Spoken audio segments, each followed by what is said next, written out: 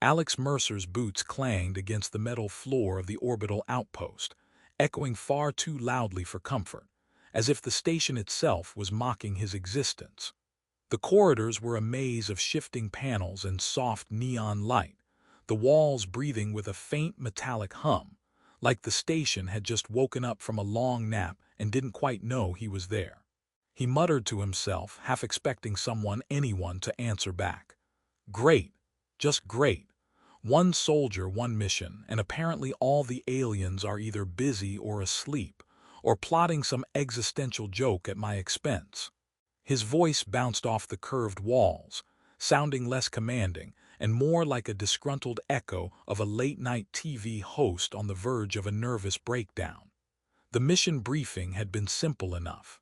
Infiltrate the palace on Kryler 9, gather intel on rising political tensions, and don't die. Easy, right?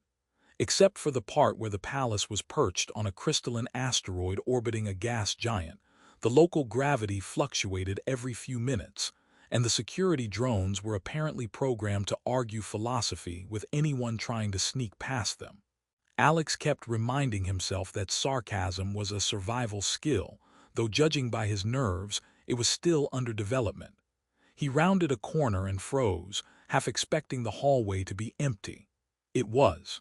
The throne room doors, giant, spiraling metal and glass constructs that looked like a combination of a cathedral and a space elevator, opened before he even reached them. Inside, the room shimmered with opalescent light bouncing off walls that curved like liquid mirrors. And there she was, Amara. Her figure was almost human, impossibly graceful, tall, with skin like polished ivory. But the long, delicate ears that peeked through her hair made her immediately alien, twitching ever so slightly with a pulse he could feel even across the room. She froze mid-gesture, one hand hovering over a holographic map, her eyes wide and sharp as a hawk's, though tinged with something unplaceable. Recognition. Something beyond logic, something that made the air feel heavy in the way only a memory you never remembered could. Alex, who had a habit of talking before thinking, saluted awkwardly. Hey, fancy seeing you here. Or not seeing, well, you know what I mean. I'm Corporal Mercer, Earth Army, human soldier, master of intergalactic small talk, and apparently the reason someone just had a mini existential crisis. His words stumbled over themselves, and he added a little bow that ended with him nearly tripping over his own boots. The guards at the edges of the room, multi-limbed beings with glowing veins running across translucent skin, shifted nervously. Amara's eyes narrowed, not with aggression but curiosity, and then she blinked. You. Her voice was melodic, alien tones curling in a pattern that almost sounded like laughter. She hesitated. How are you here? I could ask you the same thing, Alex said, leaning against the nearest support column and wincing as it wobbled under his weight. Though, to be fair, I expected lasers, a judgment committee, or at least a three-headed dog to greet me. Not well, whatever this is, you apparently. She tilted her head, the long ears catching the light like polished copper. I do not recognize you fully, yet something in your presence familiar. Her words carried weight, a subtle warning threaded with curiosity, maybe even nostalgia. Alex scratched his head, pretending to understand psychic connections between alien royalty and obscure human soldiers. I get that a lot, he said, flashing a grin that made him look like he was either about to confess a secret or get ejected into space. Mostly from telemarketers. But hey, if familiarity's the problem, I'm good at giving a new face to old problems. Or old faces to new problems. Science fiction and quantum relativity, right? Amara's eyes flicked down at the holographic map, then back at him. She gestured and the map shifted, showing the orbit of the palace, a nearby asteroid belt and several unidentified vessels approaching. Alex squinted. Looks like someone's having a very unfriendly game of chess with your neighbors. Yes, she said softly. They seek control, dominance, disruption, and yet you should not be here. She stepped closer and the air seemed to hum with the subtle pulse of her presence. Alex, undeterred by either the potential danger or the sudden cosmic eeriness, quipped, "Relax. I only shoot when necessary, or when someone insults my boots. Or my mother, mostly boots, really." The alien guard stiffened, clearly unsure if he was joking, confessing, or both simultaneously. Amara, however, allowed herself the faintest smile, though her long ears twitched nervously. Alex could almost swear she was trying not to laugh at him. "You speak with irreverence," she said, "and yet your courage is unusual." "Unusual is my middle name," he said, checking his insignia out of habit, though it didn't help the situation at all. "Well, technically it's Marcus, but unusual is close enough. Anyway, don't worry. I'm good at sneaking around places, talking to people I barely understand, and accidentally offending half of the known galaxy in under 10 minutes. He waved at the guards. "Hi, by the way, Earth hello, standard procedure." Amara studied him, and for the first time since he entered, he thought he saw amusement dance across her expression. The tension of the moment softened, replaced by the bizarre understanding that perhaps he was not just some intruder. Perhaps he was part of a story that was older than both of them, woven into threads they had yet to recognize. The palace doors hummed behind him, reminding him that the mission was not a social call. "All right," he said, drawing himself up. "So, Queenie, mind if I call you Queenie?" "No, okay, terrible idea, never mind. I'm here to gather info, maybe save your life in subtle ways you don't notice, and survive the next 5 minutes without being vaporized. Sound good?" Amara's lips curved in something like approval. "You speak boldly, perhaps recklessly."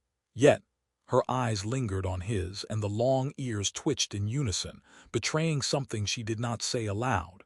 "Perhaps you are the one I did not expect and yet needed." Alex coughed. "Well, that's either a warning or a compliment. Not sure which, but I'll take it either way. So, do I get a tour, or are we jumping straight to life-threatening conspiracies?" Her gaze softened with a hint of bemusement, and she gestured toward the floating holograms that painted the room with alien constellations. "We begin with understanding." Alex grinned. "Perfect, I'm great at understanding. Mostly by asking too many questions and making terrible jokes. You'll love me." The palace walls seemed to pulse with light, as if amused by him too, and Alex stepped fully into the room, unaware that this was the beginning of a connection that neither time, species, nor reason could explain. Alex Mercer woke to the sound of soft, melodic chimes that seemed to resonate from the palace itself. His bunk was a suspended cocoon of transparent material that floated a few centimeters above the floor, gently rocking with the ebb of the asteroid's orbit. He swung his legs out carefully, almost tipping over in zero gravity. "Note to self," he muttered, "never drink 3 cups of alien espresso while trying to sleep on a floating mattress. Physics is not my friend today." The corridor outside pulsed with shifting light patterns that seemed to hum in rhythm with the palace's heartbeat, and Alex followed them, half dreading and half curious. Amara was waiting at the top of a gently spiraling ramp, the long ears framing her face like delicate antennae tuned to some imperceptible signal. She regarded him with faint amusement, as if she had caught him counting his own heartbeat for sport. "You move awkwardly," she said, "and yet you disturb nothing." Alex grinned. "I like to think of it as a highly specialized human skill, graceful chaos." He shuffled forward, pretending to step carefully, though his boots squeaked in protest against the shifting floors. Amara's eyes twitched ever so slightly, a reaction that Alex interpreted as amusement. "Graceful chaos," she repeated, almost softly, and Alex wondered if she was mocking him or simply testing the limits of human idioms. They moved through corridors lined with transparent panels that displayed the swirling gas clouds of the nearby giant planet. Every few meters, Alex tripped over, or rather, negotiated around, small levitating drones that carried messages, supplies, or snacks he suspected were sentient. One particularly persistent drone hovered near him, scanning his ID badge. "Relax," he said. "I only abduct people when they insult my shoes." The drone hovered in indecision, its tiny lights blinking like a confused firefly before floating away, apparently satisfied with that explanation.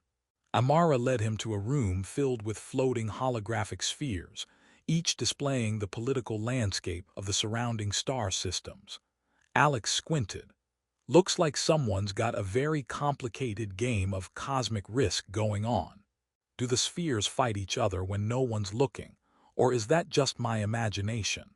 They fight regardless, she said, and sometimes when people are looking. Her long ears twitched. Strategy is fluid, unpredictable. Much like your kind. Alex leaned against a console, pretending he understood the nuances of galactic politics. Fluid strategy, unpredictable humans, sounds like my last family reunion, minus the starships, of course. Or maybe not. He grinned at her, and for the first time she let a small smile play on her lips. They were interrupted by the soft hum of approaching ships. Amara gestured, and the holographic spheres rearranged themselves, displaying new threat vectors. Alex frowned. Hostiles already. I just got here. I haven't even unpacked my sarcasm yet. Amara's expression hardened for a fraction of a second, then softened again. They move quickly, yet we are ready if we act with care. She tapped a sphere, and a series of drones armed with defensive modules floated to the palace's perimeter. She tilted her head, her long ears adjusting slightly. You may be useful. Alex blinked. Useful. That's the best compliment I've had all week. Usually it's surprisingly adequate at not dying. But I'll take useful. Fits on my resume nicely. He glanced at a nearby console, pressing a button out of curiosity, and accidentally triggered a holographic suit that enveloped him in sparkling, translucent armor. He waved. Look, I'm sparkling, fear me. Amara's hand twitched toward the console, but she restrained herself, letting him fumble. You amuse, she said, and yet you learn quickly. They spent the next hours walking through the palace, Alex pointing out hazards with sarcastic commentary. Watch your step, gravity might betray you. Or not. Who knows? Could be a trap, could be a hazard, could be my imagination. Probably all three. He almost stepped into a floating orb of unknown origin which bounced gently off his helmet. Yep, definitely all three. Amara watched silently, her long ears flicking with subtle emotion, and Alex realized she was assessing him, learning his patterns, testing his instincts. You're curious, she said finally, and reckless, and perhaps even brave. Brave is just reckless with a purpose, he said. Mostly a survival mechanism. Also, it's a great way to get noticed by alien royalty apparently. Who knew? Their conversation was interrupted by a sudden flare outside the palace window. Alex pressed his face to the transparent wall. Whoa, did we just get a light show, or did someone try to invade the place already? Because if it's the latter, I'm only armed with a blaster and inappropriate humor. Amara's expression remained calm. It is neither decoration nor coincidence. They test us, always. She tapped a console and a small drone floated beside them, projecting real-time scans of the approaching vessels. And yet, with you here, perhaps it will not be as simple as they expect. Alex scratched his head. Simple is rarely my specialty. Complex and dramatic, absolutely. And apparently, interstellar diplomacy is now part of my resume too. I need to start charging extra for that. Amara's lips curved slightly. You speak lightly, yet with courage. There is a quality here, her long ears twitched. That is familiar. Alex grinned. Familiar. I like to think of it as classic human charm, or maybe I'm just that memorable. Can't really tell, aliens and their psychic vibes. The day passed in a series of small absurdities and strategic discussions. Alex found himself dodging levitating teapots that insisted on refilling themselves with highly caffeinated alien tea, debating with a floating map about the ethics of war, and testing the palace's defense turrets by pointing and jokingly asking if they knew kung fu. Amara observed it all, her long ears twitching, a subtle smile forming as she realized that despite his clumsy humor, Alex's instincts and timing were unusually sharp. By evening, they reached a balcony overlooking the gas giant, its rings casting shimmering light across the palace. Alex leaned on the railing, still cracking jokes despite the tension. You know, for a queen, you sure don't throw parties with lasers all the time. Most of the time, it's just paperwork and existential threats, not really the usual royal itinerary. Amara tilted her head, the long ears catching the fading light. You are unlike any I have known, yet there is a bond forming, inexplicable and perhaps necessary. Alex chuckled softly. Bonding over cosmic peril, interstellar politics, and my impeccable humor, not bad for a first day. He turned to her, genuinely curious. So, what's next? Do we survive a few attacks, save the palace, then go grab a celebratory drink somewhere in orbit? Asking for future planning purposes. Amara's smile deepened, subtle but unmistakable. Next we prepare, and we watch, and perhaps learn from each other. Her long ears twitched in a rhythm that almost suggested amusement or anticipation. Alex grinned, feeling oddly at home in the chaos of the palace. Perfect. I excel at preparation, observation, and awkward jokes. I'm basically a one-man survival kit with sarcasm as a bonus. And as the palace lights flickered softly, casting elongated reflections across the crystalline walls, Alex realized that despite the danger, the humor, and the constant threat of interstellar political complications, he was not alone. For the first time, he felt the faintest hint of trust forming between himself and the alien queen, and it was a bond that neither species nor logic could fully explain. The alarms began with a subtle vibration, a low hum that made the crystalline walls shimmer in warning. Alex Mercer, sprawled in a zero-gravity lounge with his boots tangled in a floating stack of manuals labeled Alien Etiquette for Humans. Do not die, shot upright. Of course, he muttered, untangling himself. Why have a peaceful day when you can have lasers, explosions, and a hint of cosmic doom? Amara appeared at the doorway, long ears twitching sharply, eyes narrowed like twin blades. They come, she said, and the word carried the weight of inevitability. Alex saluted with a crooked grin. They always do. I swear space villains have a calendar, probably marked in invisible ink. Outside, the enemy fleet had arrived, dark and angular, weaving through the asteroid belt like predatory fish. The palace's defensive turrets hummed to life, and drones zipped along their programmed orbits, their sensors tracking every movement. Alex stepped onto the balcony, gripping the railing as if it might launch him into orbit if he let go. So, strategy meeting, or do we wing it with style and hope for cinematic flair? Amara's eyes flicked to him, an unreadable expression behind their calm veneer. We prepare, she said, though the twitch of her long ears betrayed a hint of amusement at his insistence on humor. And we adapt. Alex nodded solemnly, then added, and cracked jokes at inopportune moments. It's kind of my signature move. He adjusted his blaster, checking the charge, and flicked a lever that sent a holographic map of the battlefield into the air. The enemy vessels glinted against the asteroid shadows, and Alex immediately quipped, "Looks like someone ordered a space buffet, and we're the appetizer."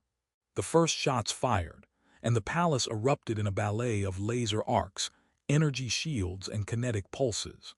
Alex darted along corridors, occasionally flipping upside down to avoid a stray beam, all the while tossing quips at the drones.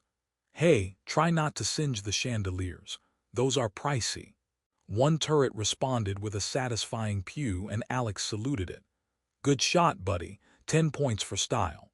Amara moved with precision, issuing commands through subtle gestures. Her long ears twitched as if they could hear the battlefield in frequencies humans could not perceive. Drones adjusted their trajectories instantly. Shields pulsed in perfect rhythm to deflect incoming blasts. Alex, despite the chaos, marveled at her command, though he expressed it poorly. Queenie, you're like a space symphony conductor but with lasers. Bravo.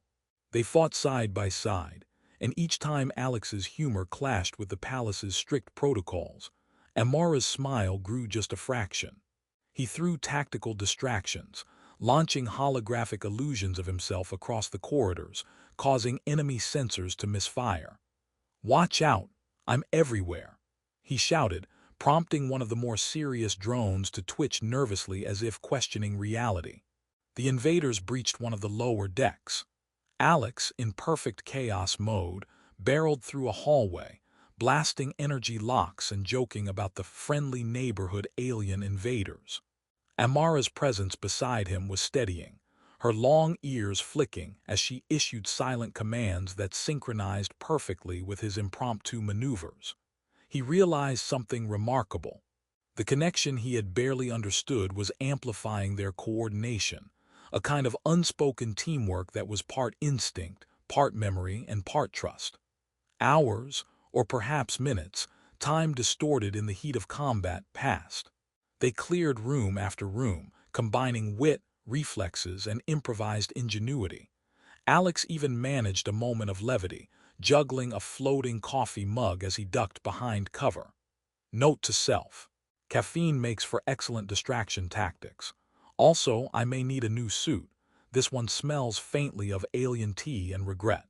Finally, they reached the main command nexus, where the lead invader was attempting to override the palace's core systems.